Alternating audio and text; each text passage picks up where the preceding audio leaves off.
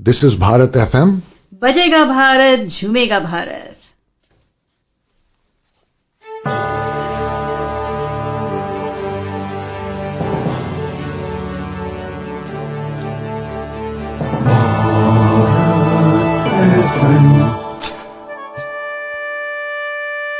ये है भारत FM. बजेगा Bharat झूमेगा Bharat.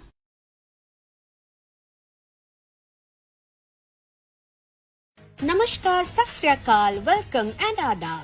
You are listening to Bharat FM, a one of its kind, multilingual, eclectic provider of entertainment, information, and news to Indian Americans.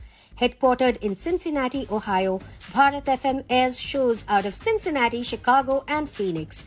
We take pleasure in our ability to cater to your bhakti, chusti, sphurti, shakti, and masti needs with our audio and visual shows. Check out bharatfm.com for our online program schedule and archives. I'm sure the content will definitely tickle your senses. Tune in via the 24-hour web streaming on bharatfm.com or via the Bharat FM app. More information can be procured at 513-488-5070. Hello and namaste to everybody. Welcome to a special conversation today. Our Indian Prime Minister Narendra Modi ji visited United States for the seventh time just recently. To have a conversation about this visit, we have with us today our dear Dr. Bharat Barai, who is a well-known leader in the Indian community here in the United States and a very close friend of PM Modi ji. So please join me in welcoming Dr. Barai to this conversation. Thank you for having me, Vijaya. Thank you, Dr. Barai, for taking time to speak to us today. We are really honored to welcome you back here. So I would like to begin by saying that Prime Minister Modi ji was received very warmly and he visited at the invitation of our current president, Joe Biden. And this 3-day visit just seemed to be packed schedule for him, where he was having multiple meetings at Washington, D.C. and New York. And also he addressed the United Nations General Assembly. He had the Quad meeting with Japan and Australian prime ministers. And we also noticed how the Indian diaspora here was so eager to welcome him at the airport. It was pouring, but still there were so many people waiting to receive their beloved prime minister. So what I would like to know from you, Dr. Barai, how successful do you think was this visit? And how significant was it for our Indian American diaspora here? Vijaya, as you know, Prime Minister Modi has become, quote unquote, rock star fellow. These were the words of Secretary of State John Kerry in 2014 and repeated by then President Obama. And it's not just in the United States.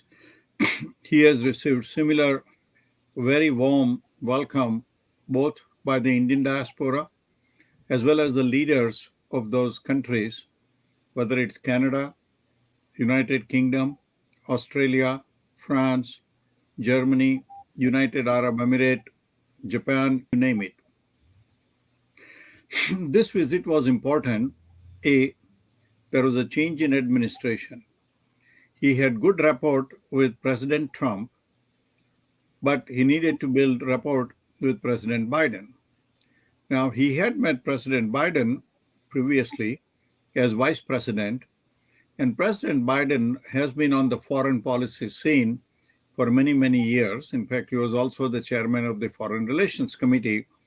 That's when he supported the nuclear treaty between India and the United States.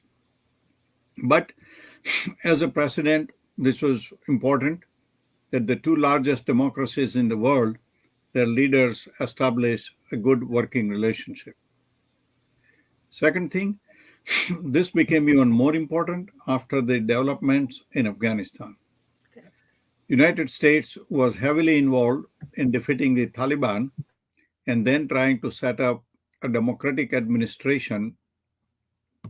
Unfortunately, the Afghan army could not fight the Taliban and surrendered. Now, India had invested almost $3 billion in different development projects in Afghanistan, including building the new parliament building and several dams and educational institutions. So this was as much a disappointment to India as it was to United States and frankly most of the countries in the world. So having that private conversation about Afghanistan and China was also important. I mean, China has been threatening us repeatedly. Recently, they are trying to put more troops in eastern part of the Ladakh. So to try to have friendship of the superpower of the world, both in terms of intelligence sharing as well as procuring sophisticated military hardware so that we can successfully face off China. Pakistan is not a player except that it is playing monkey game all the time. Pakistan, of course, supported, recruited, trained, armed, and indoctrinated Taliban. So really, Taliban is a product of Pakistan's foreign policy, and India had to take into account what this means to India's security interest. Fortunately, we do not share a direct border with Pakistan physically because the occupied Kashmir that borders with occupied Pakistan. Now, the other one was the Quad. The four large democracies, United States, India, Japan, and Australia, are very concerned about the freedom of navigation in the Pacific Ocean as well as South China Seas.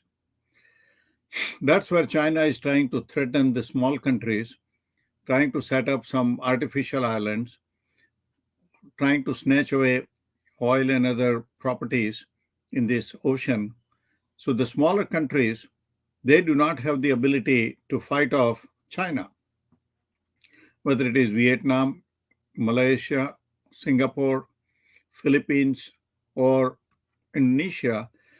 They all are concerned about China's what we call dadagiri.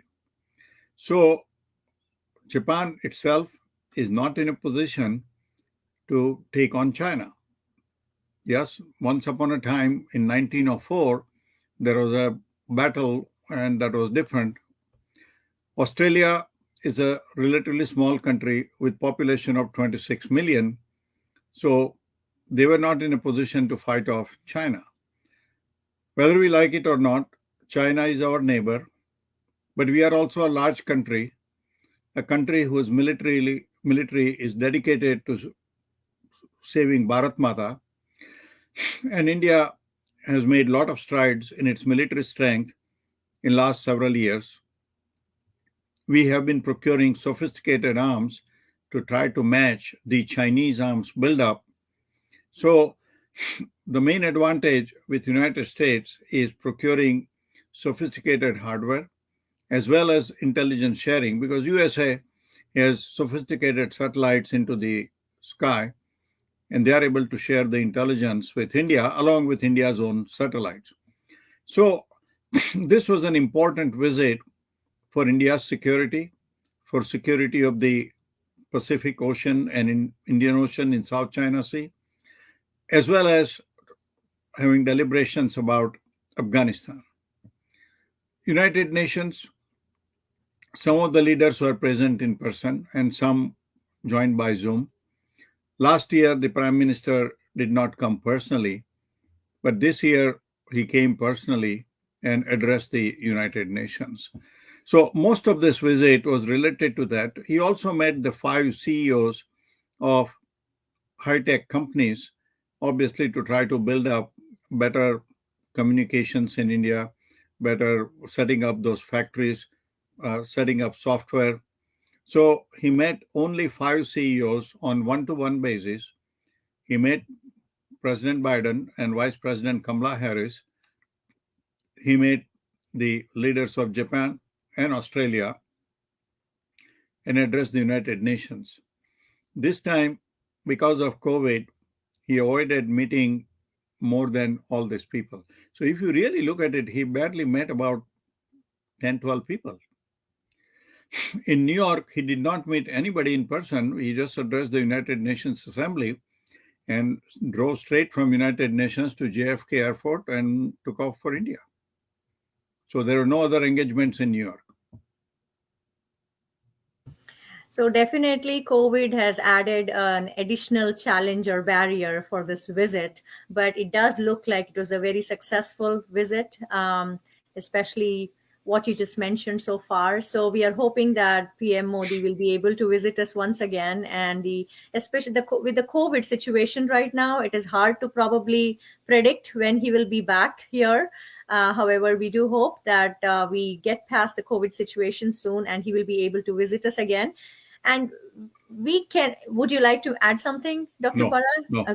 So we can never forget the rockstar reception that you had arranged for PM Modi back in 2014 after he took office. So we are hoping that we will be able to receive him once again, and hopefully in the Midwest next time.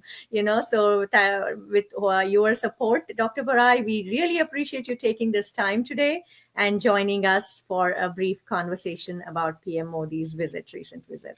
Thank you once Thank you again. very much, Vijaya. I want to say that the credit for the successful United Nations, 2014 Madison Square Garden visit goes to Prime Minister Modi himself. It was him who attracted all those crowds, and the Indian Americans living primarily in New York, New Jersey, but all over the country, who gave such a support. And I am to be grateful to them that they gave me the opportunity to lead this event.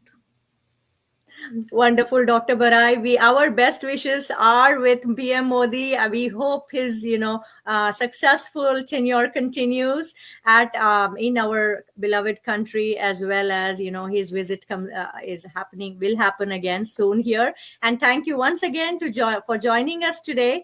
And thank you. We will see you again soon. Thank you for the opportunity. Our pleasure and our honor, Dr. Barrai. Namaste. Namaste. So we hope you liked this special conversation that was brought to you by Bharat Media. Please do leave us a comment or feedback on our Facebook or YouTube video when you watch this. Let us know how you thought. And if you have any other special topics that you would like us to address, kindly let us know that as well.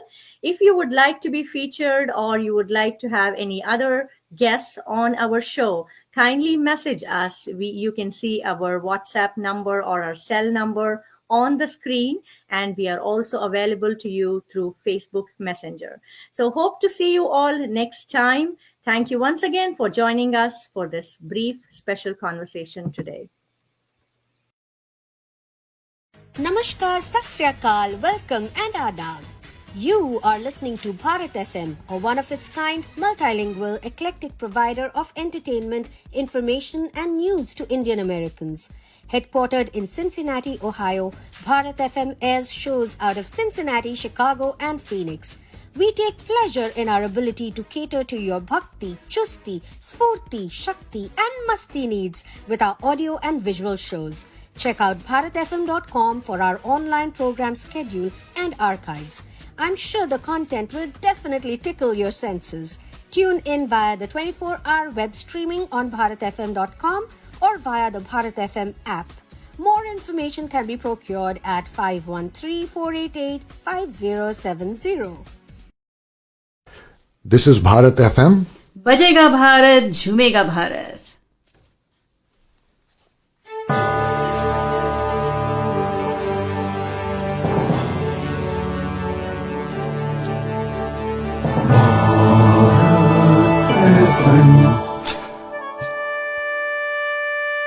ये है Bharat FM. बजेगा भारत, झूमेगा भारत.